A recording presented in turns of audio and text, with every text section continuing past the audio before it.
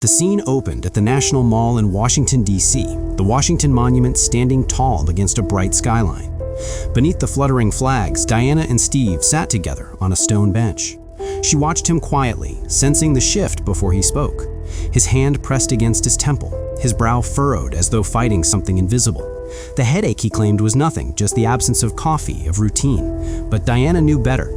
She made a light remark about meeting for coffee, her tone deliberately gentle, an attempt to steady him through normalcy. He gave a weak laugh in return, but it faded almost as soon as it came. His hand lingered at his temple, as though holding his mind together by sheer will, as his memory failed him. Far away, beyond the reach of their bench and the gentle hum of the city, a psychic war raged in secret.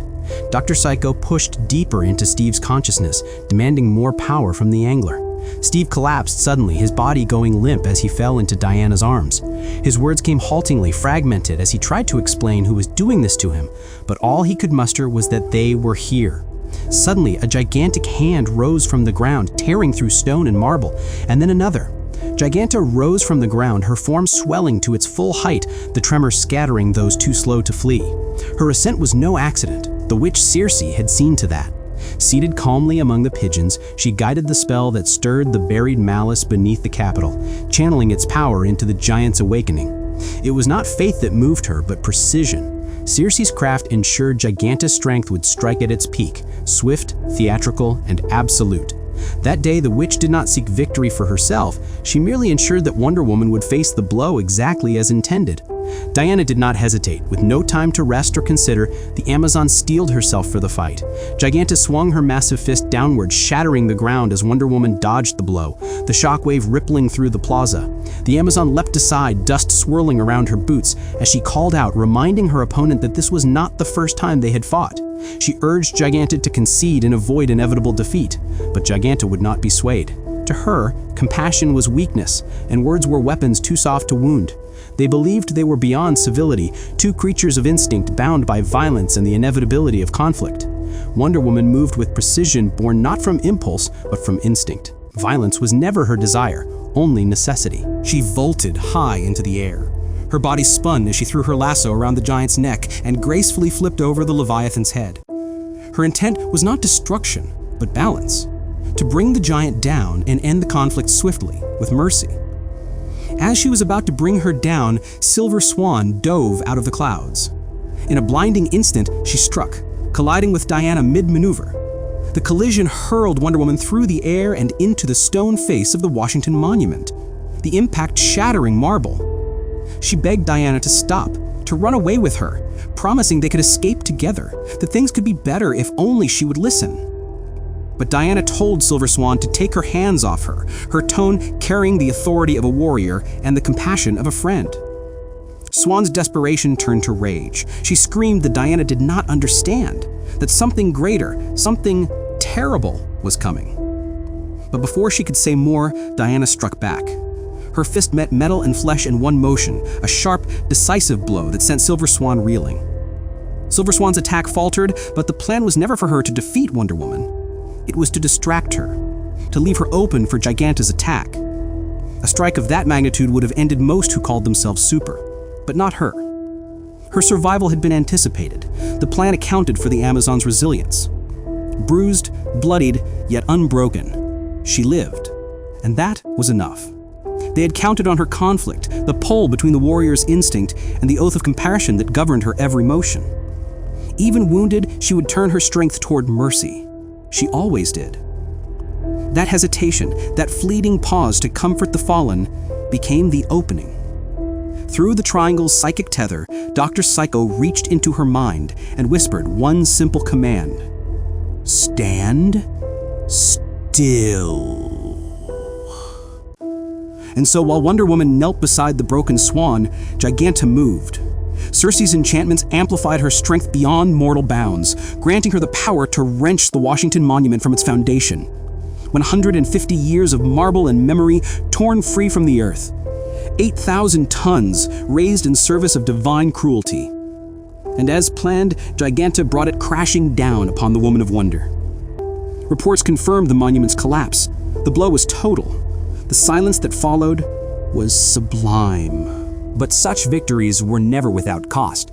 Circe's strength had been spent, her body reverting to its lesser form, the witch reduced to a slumbering creature, her magic momentarily extinguished. Dr. Psycho fared no better. His intrusion into the Amazon's mind, though brief, had seared him from within.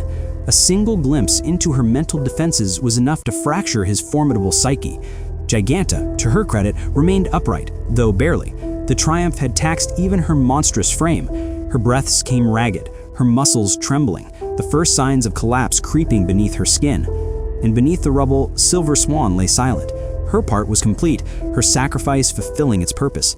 There was no mourning, only acknowledgement. She had done her duty, and she had done it well. The toast was raised in quiet satisfaction, a gesture of respect for the fallen pawn. But before the glass could touch the lips, the report came in. From the White House roof, the voice of steel broke the stillness. His message was brief, almost reverent in its simplicity. Sovereign. From beneath the wreckage, Wonder Woman arose, lifting the monument meant to crush her. Steel's voice came through, steady and stunned. It ain't over. Their strength proved to be their undoing. The strike meant to end Wonder Woman instead buried her beside the broken body of her foe. To save the swan, she defied the impossible, bracing herself against the earth, her hands cutting into stone. The Amazon caught the monument and hurled it back. It struck with divine precision, and the giant fell. All that could be said now was simple. She was Wonder Woman, and that was enough. It had never been their intent to end her life, only to break her spirit. The goal had always been humiliation, not martyrdom. Orders were given with reluctant precision. Alternatives were considered, then discarded. Retreat was weakness, surrender unthinkable. Through coercion and control, the pieces moved as commanded, and when every plan faltered, only one option remained. The order was simple: send in the god. Wonder Woman looked skyward, her voice barely a whisper. Great Hera! From the ruins, Wonder Woman stood, bloodied, unbroken, and ready. Across the shattered ground, her final adversary approached.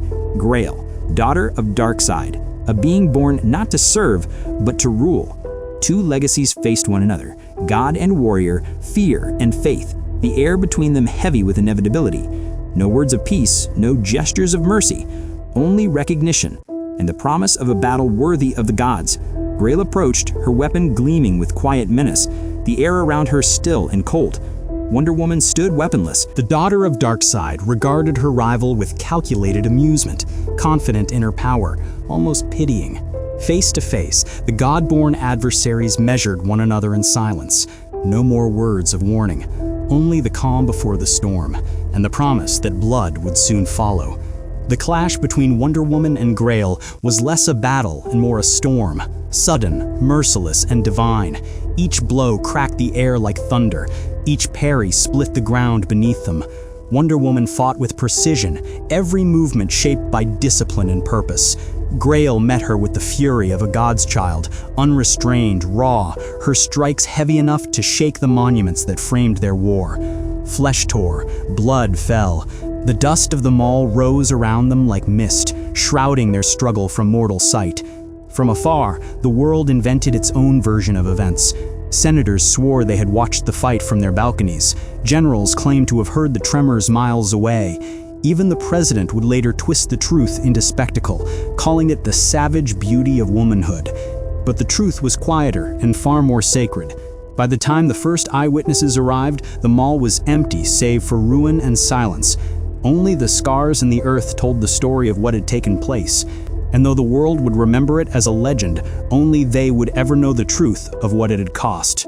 At the start, neither woman had yielded an inch. Grail struck first, sharp, relentless, her strength untouched by exhaustion. She fought like one born of conquest, every blow meant to crush, not test. Wonder Woman, still bearing the weight of the monument that had fallen upon her, met that fury with tempered resolve. Her body was battered, but her will unbreakable. Each strike resounded like thunder. Each counter was measured with the precision of a warrior forged by gods. Dust and blood mixed in the air until both seemed carved from the same ruin they fought upon. Grail pressed forward, her attacks wild and savage.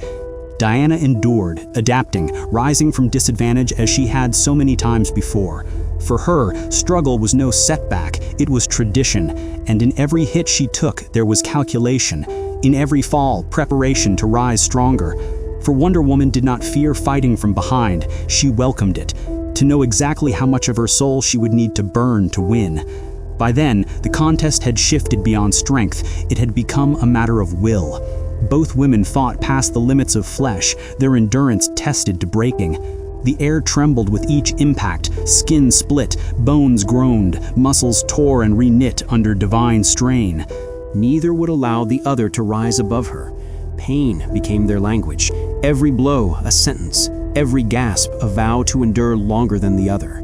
They could have stopped, their bodies begged for surrender, yet neither answered mercy's call.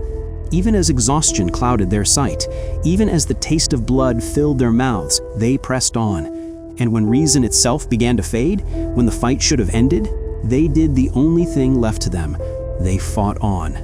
The battle raged for nearly an hour, an eternity for beings whose fists could shatter stone and split steel.